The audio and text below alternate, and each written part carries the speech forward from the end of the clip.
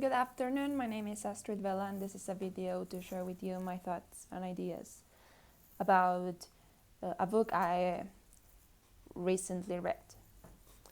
It's also part of my first evaluation for my leadership subject, and my professor Arturo gave me complete freedom about the format for this space, right, to share my thoughts. Now, why did I choose to make a video in English?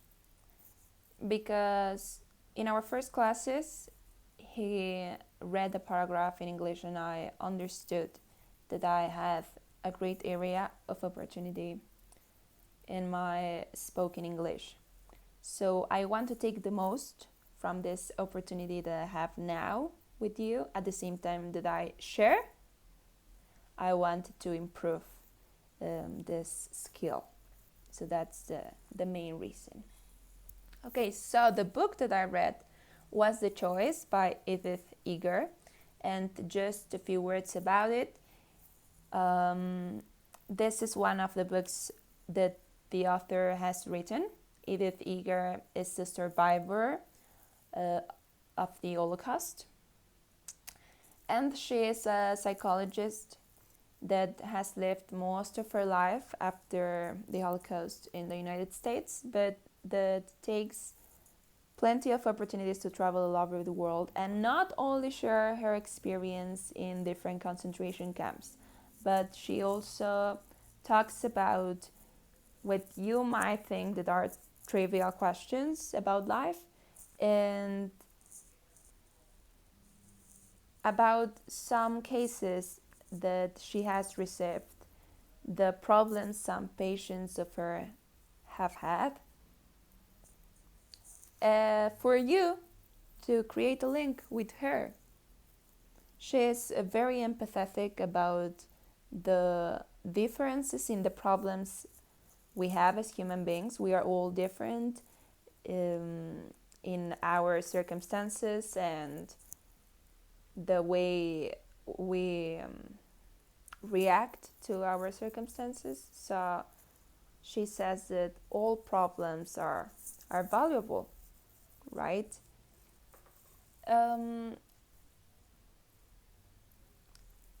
This is not an official review.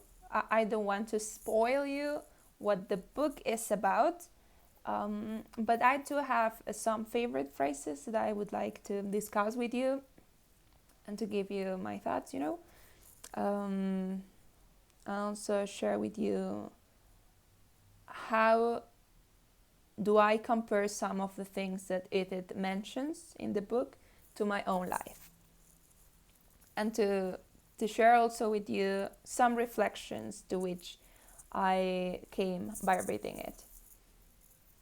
So first of all, I have to say that I was very surprised about finding out that the author is in her 90s now. She still lives, and she treated some of the most traumatized people. For example, SEALs, veterans from the United States Army and Navy, Special Operations Forces.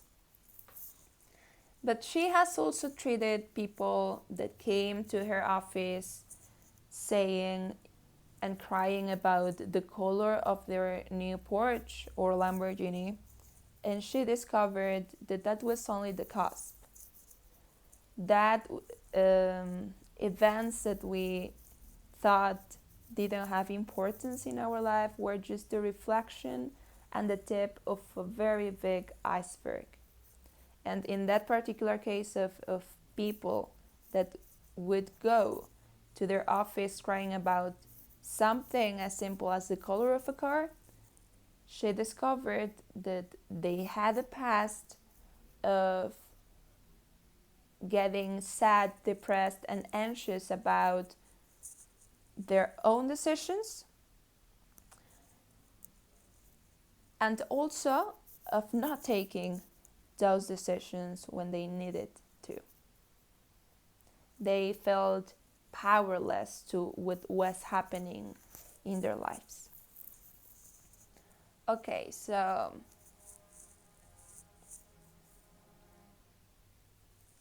I would like to start with some phrases just for you to know them that are in this book. One of them is a definition of heroism that says it's a mindset or an accumulation of our personal and social habits. It is a way of being. And I agree with this now that I reflect about it. If I had to tell you how do I become my own hero, would be by acting in specific ways that make me become the best version of myself. Like to have a formula, let's say, that it doesn't matter the things that happen around me, I will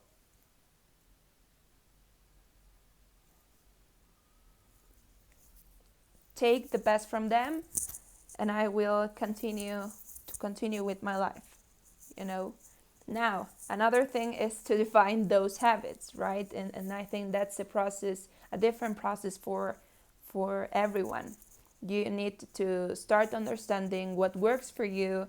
If it works more to sleep 6 or 8 hours, if it works for you to be on a diet or just to eat more healthy or healthier. That's a process that individuals have to take to understand what works better for each person. But yeah, I do believe that to be your own hero, you need to take action about the things that happen to you so that you can overcome them and continue. There is also this phrase that is just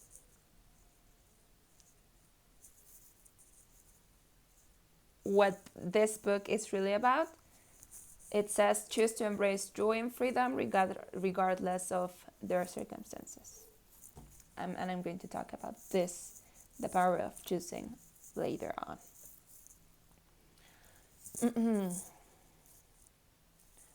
There is another phrase that I liked. It has to do with this story that she shares in the book about someone he calls Jonas, that was one of her patients. And she says she's very surprised about the fact that he's completely freezed. And she says when someone chooses to heal, he or she can remain frozen for years. We become a rock. We close ourselves. We lie to ourselves. Because we believe, and we also have been taught, maybe, that by not giving a name to the things that happen to us, by not thinking about them, by not reflecting and then taking action, we can continue with our life. But the truth is that that only provokes a process like if we were balloons that in which you put air and more air and more air, and that air is like similar to putting your feelings, your thoughts, what you have lived in a corner and not paying attention to what has happened to you, and just putting some air until you explode.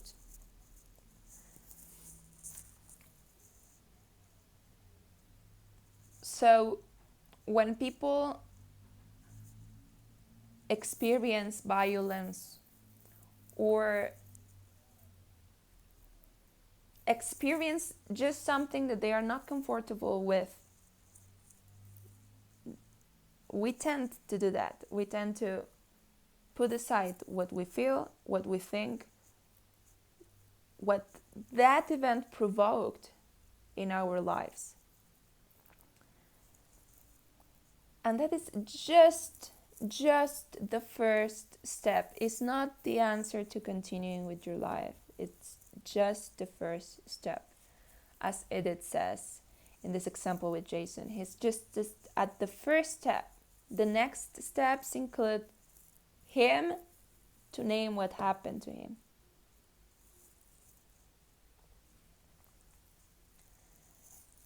Here I have another phrase that helps me put in different words what I just said. That Edith decided not to face the past and herself directly. And decades after her literal imprisonment had ended, she was still choosing not to be free. She had her secret, and her secret had her. And then she says this other phrase, freedom lies in learning to embrace what happened. Freedom means we muster the courage to dismantle the prison brick to brick. The tricky part here is that, well, in her case, it was almost obvious that she was imprisoned, but in the cases of other people like ourselves, we don't even know we are in a prison. So we have to name the things that happen to us. We have to ask ourselves so that then we can create the plan to take brick by brick and be free.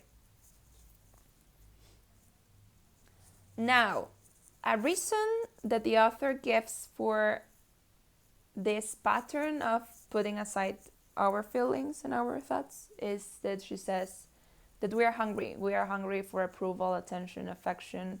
We are hungry for freedom to embrace life and to really know and be ourselves. So this triggers that while we are hungry for approval, we put aside who we really are, but the most we put aside, the most our inner self asks us to stop that behavior and share with others who we really are. That's what the balance looks like.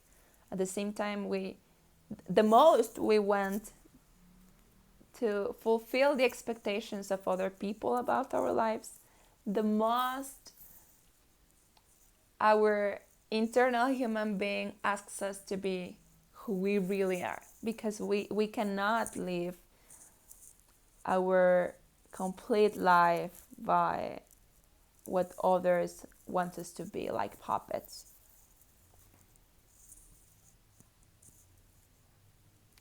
Now, this is a phrase that caught me completely. The why me? The author says survivors, when they are victims, they start by asking themselves, and she does, why me? Why me? But the thing is that this why me is related to trying to take control over what happened in your past. And that seems impossible. You cannot take control over something that happened, as you cannot control all the natural phenomena and the life of the people that were in this planet before you. You cannot. That's impossible, right? It's as impossible as trying to control those things that are going to happen when you die. It's impossible. You don't control that. So when you ask yourself the why me, the only thing that I believe you are doing is trying to take control over something you don't have control about, but trying to tell your brain that you do have control over it. The thing is that some victims ask themselves, why me forever, and they don't get to an answer. Or they get fake answers that are not enough for them, and they continue to be victims. But when you pass from victim to survivor, the question is not why me, as Edith says. it becomes a what now. And there's a whole difference between this.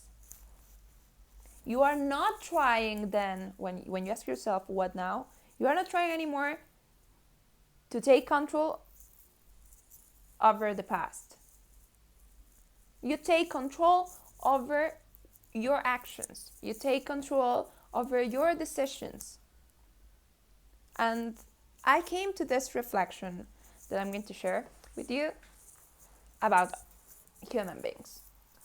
I just told you that we cannot control, it sounds logical, right? You cannot control like the Big Bang, and you weren't able to control when the earth was created. Nothing of that. As you might agree with me with the fact that you are not going to be able to control those things that happen in this world when you die, right? So then what do we control? Well, it's simple. In the moment we were born, we had two things. We had our first private property. We were born with a body and with a mind and with enough training. The only thing that we can actually control is that, our property. We cannot even control the way others think about us, the actions that others do. We cannot even control that. But what the author assures you is you can control your mind and then your body, because they are yours. That's something you were born with. And it doesn't matter what happened. If you train enough, if you will enough, you are going to be able to take control of your mind and body, and then understand, as I read before, that freedom is in yourself, not in the things that happen around you, because they will be always changing.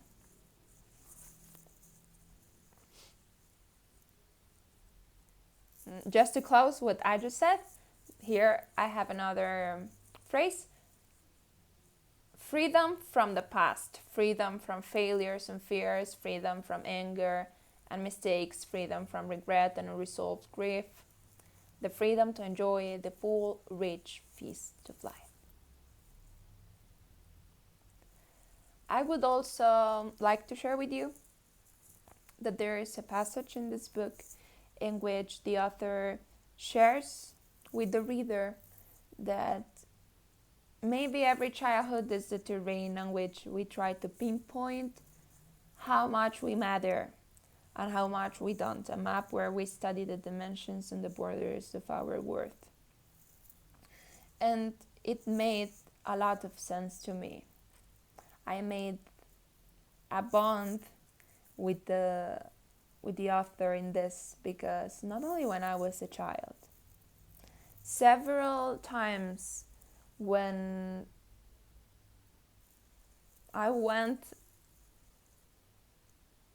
to establish a bond with my parents, for example, I asked myself, how would their life would be without me, or would they actually value the place that I have in their lives? I've also asked myself that question, and that can happen with other people in your life, but it's toxic. It's toxic because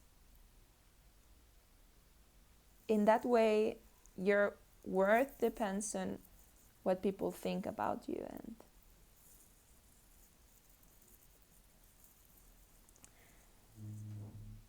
it's much better for you to, in order for you to live a life that you feel comfortable with, to have your own perception of who you are.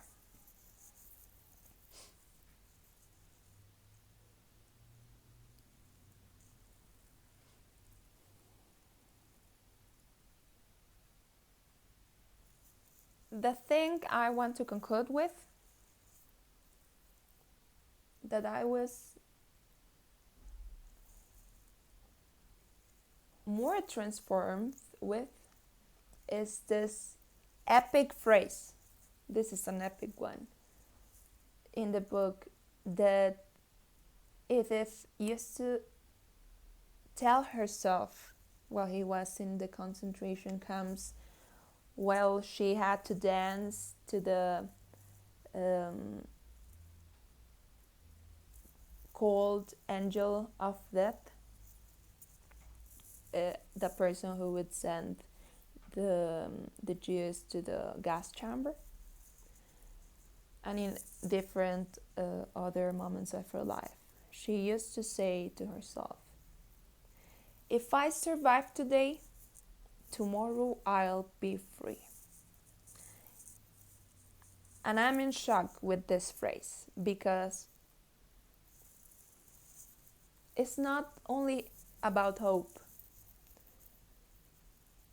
This simple phrase has something very special.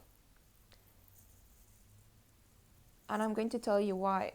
I once had the opportunity to talk to a veteran from the US Marines. And he told us, he asked us, what did we think that hope was?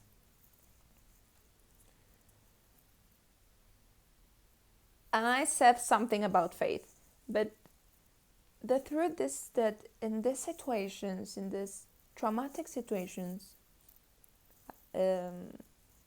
whatever the situation is,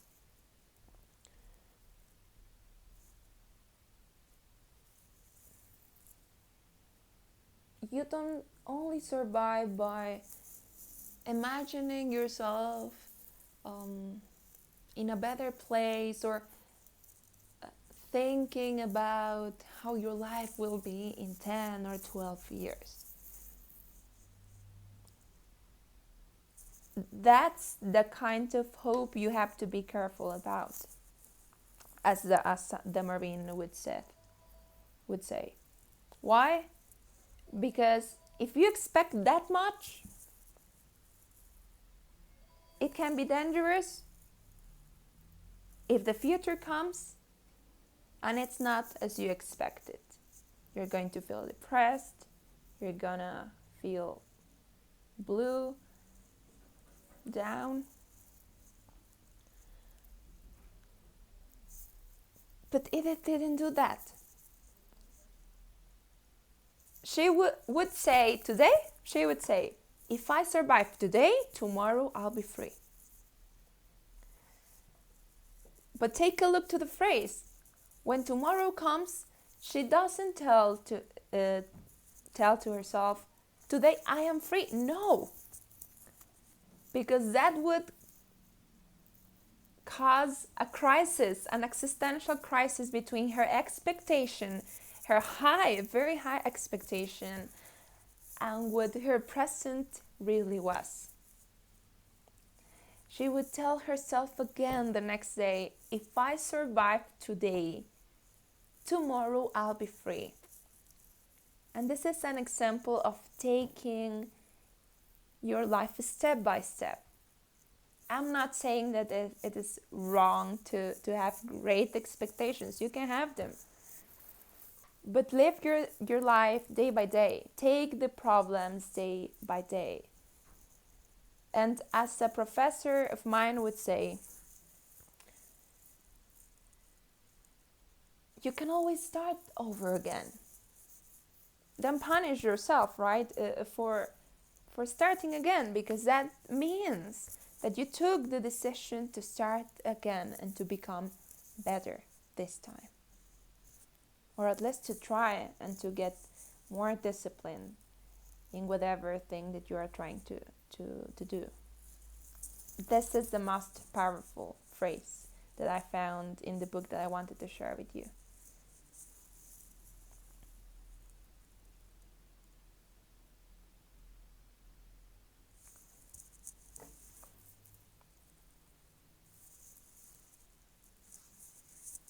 what's the next step for me after reading this book?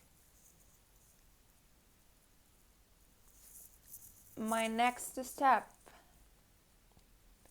will be to contact the marine I was just telling you about, that gave me a lesson about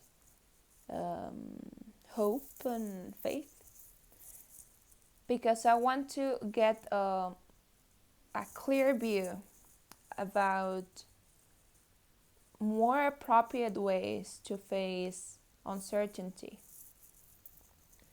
Because during these times of COVID, we do face uncertainty a lot. And for me to continue feeling good about the life that I'm living, for me to understand better how to deal with the traumatic experiences in our life. So that's my next step, to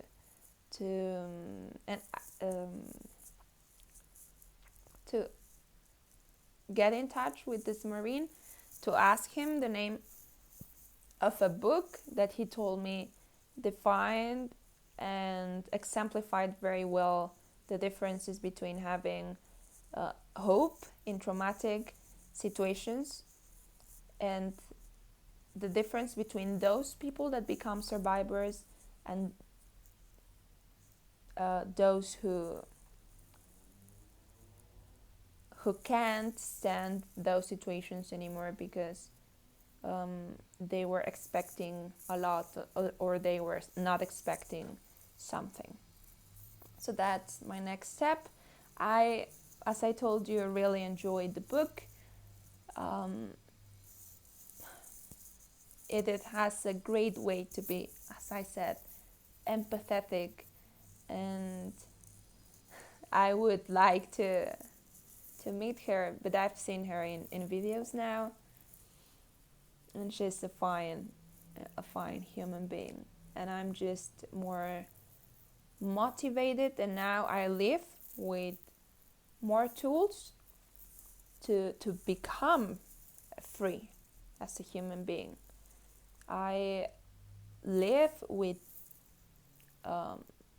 understanding that I have to name what happens to me. It takes some time to reflect, to understand why did I react in particular ways to specific triggers, internal and external triggers,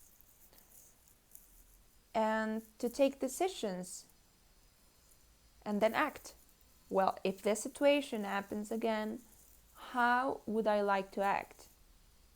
And at the same time, to be ready if that alternative and decision that I took didn't work, well, to take accountability and responsibility of its consequences, and then repeat again the process, to sit down,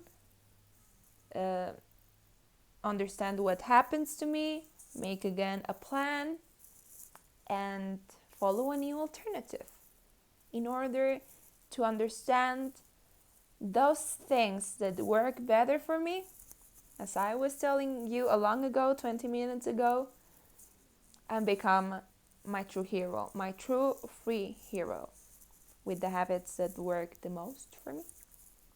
So thank you for your patience, for listening to me today. And it was quite an experience to talk for now almost 30 minutes to the camera in my room in English. I hope you like this video. Bye.